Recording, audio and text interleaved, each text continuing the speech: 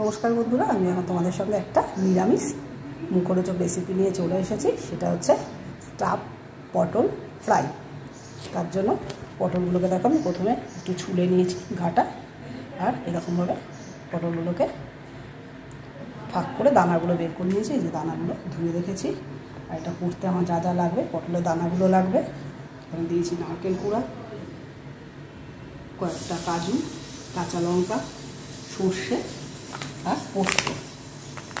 পটলের এই দানাগুলো সর্ষে, পোস্ত, কাঁচা লঙ্কা, কাজু আর নারকেলটাকে একসাথে মিক্সিতে পেস্ট করে নেবো। পেস্ট করে তোমরা এটা কাঁচাও পুরটা ভরে ফ্রাই করতে পারো। আমি এটাকে একটু তেলে নেবো যাতে কাঁচা গন্ধটা না পড়ে।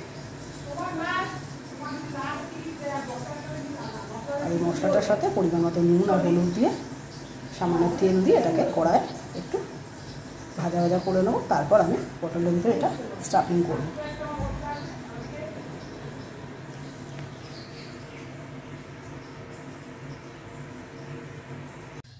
পটলগুলো স্টাফিং করার জন্য যা দরকার সেটাকে দেখো আমি বেটে নিয়েছি। এখানে আমি 10 থেকে 12খানা কাজু দিয়েছি, 2 চামচের মতন সর্ষে দিয়েছি, 1 চামচ পোস্ত দিয়েছি, আধমালা নারকেল দিয়েছি, আর পটলের থেকে যে দানাগুলো বেরিয়েছে সেগুলো এর সঙ্গে বেটে দিয়েছি। আর সাথে দিয়েছি স্বাদ মতন কাঁচা লঙ্কা। তোমরা যে যেরকম ঝাল খাবে সেরকম ঝাল দিয়ে এটা তৈরি করবে। এবার এটাকে আমি টেলে নেব। তার জন্য আমি সামান্য নুন হলুদ দিয়ে এটাকে কড়াই টেলে নেব। কড়াইতে আমি সামান্য সর্ষের তেল দিয়েছি। আর এবার তেলটা গরম হয়ে গেছে। তেলের ভিতরে পরিমাণ মতো একটু হলুদ দিয়ে দেবো। দিয়ে আমি এই পুরটা তৈরি করে রেখেছি, আমি বেটে রেখেছি, সেটা এর ভিতরে কড়ার ভিতরে দিয়ে দেবো। ভিতরে দেবো সামান্য চিনি। তোমরা চাইলে চিনি স্কিপ করতে পারো। এটা চিনিটা দিয়ে স্বাদের ব্যবস্থা ঠিক থাকে আর খেতে ভালো হবে। আর পরিমাণ মতো নুন দিয়ে দিলাম। দিয়ে এটাকে ভালো করে আমি তেলে নেব। খুব বেশিক্ষণ টালতে হবে না। তো তোমরা চাইলে কাঁচাও রান্না করতে পারো। আর যদি তোমরা নিরামিষের দিন না করো তাহলে এটা আমিষে সেটাই কোনো চিকেন দিয়েও করতে পারো।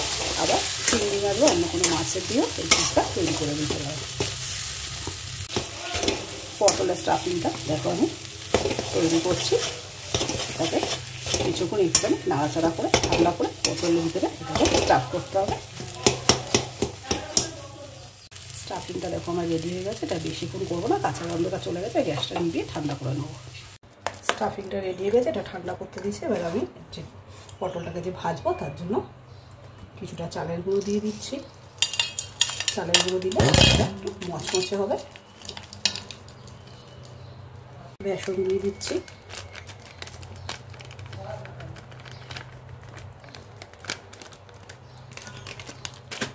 নুন দিয়ে দিচ্ছি, শুকনো লঙ্কার গুঁড়ো। এবার এটাকে মোটা করে একটা ব্যাটার তৈরি করে নেবো জল দিয়ে। খুব বেশি পাতলা করবে না। দেখো এরকম একটা ব্যাটার তৈরি করে নিতে হবে। স্টাফিংটা ঠান্ডা হয়ে গেছে। এবার আমি এটা পটলের ভিতরে ভরে নেবো।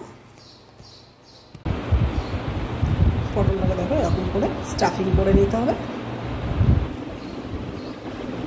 করে এটাকে ছাঁকা তেলে বেসনে চুবিয়ে ভাজবো। পটলগুলো দেখো আমার স্টাফিং করা সব হয়ে গেছে। এবার আমি এটাকে তেল গরম করে ভেজে নেবো। আর তার জন্য একটা ব্যাটার তৈরি করেছি, সেটা আগেই তোমাদের বলে দিয়েছি।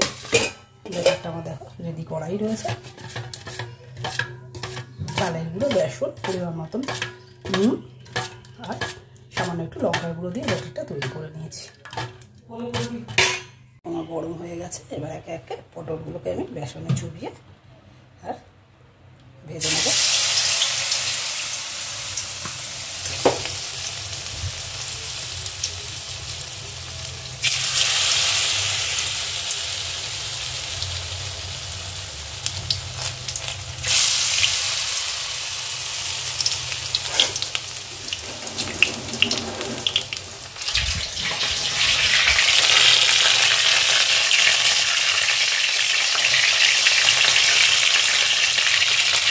পটলগুলোকে দেখো কড়াইয়ে তেলে দিয়ে দিয়েছি। এবার এটাকে লাল লাল করে এইভাবে ভেজে নিতে হবে। দেখুন তিনটে ভাজা হয়ে গেছে।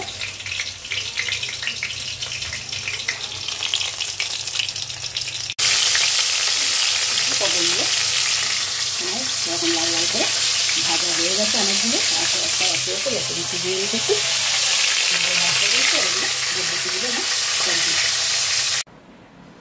নমস্কার বন্ধুরা, আমার স্টাফ পটল ফ্রাইটা কমপ্লিট হয়ে গেছে। আমার এই রেসিপিটা তোমাদের কেমন লাগলো কমেন্টস করে জানিও। আর আশা করছি দেখো আমার স্টাফ পটল ফ্রাই কমপ্লিট। আর আমার এই রেসিপিটা তোমাদের কেমন লাগলো কমেন্টস করে জানিও। এরকমভাবে বাড়িতে বানিয়ে খেয়ে দেখো, আশা করি খুব ভালো লাগবে। গরম ভাতে তো দারুণ লাগবে, আর কিছু লাগবে বলে মনে হয় না।